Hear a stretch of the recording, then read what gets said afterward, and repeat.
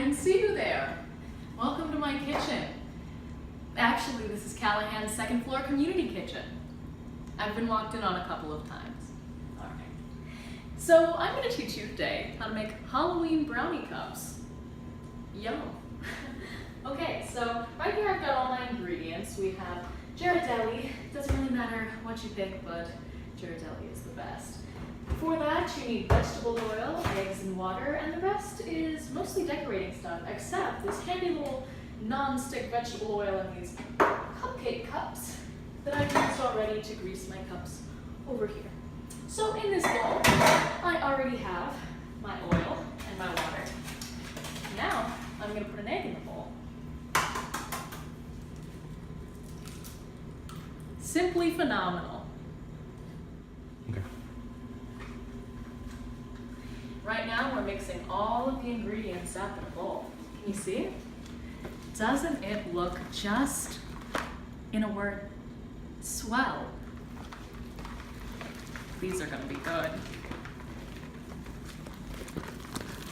Now we're going to divvy up the brownie mix between these here cupcakes.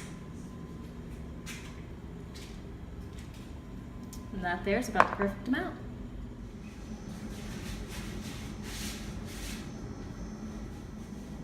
Here are some things you can do while waiting for your brownies to bake. Read a good book.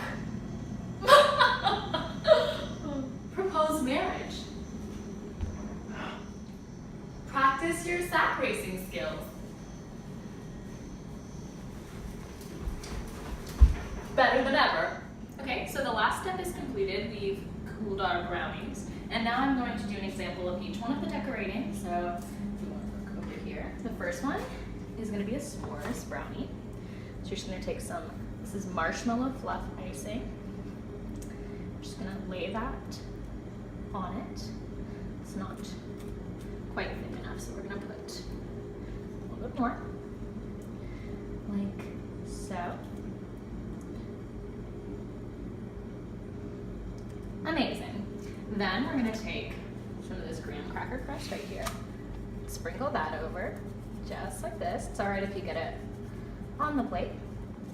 And then we're just gonna take one of these little Hershey bars and put it right in the center. And that's the s'mores. Now we're gonna do caramel. So we're gonna clean our knife, get this chocolate frosting here. I'm gonna put it on this one. That one got on pretty thick the first time, so that should be enough. And then we're going to take this Ghirardelli chocolate bar, which has been cut into fourths, put two of the halves overlapping like that, and then we're just going to take some caramel syrup and drizzle it over just like this.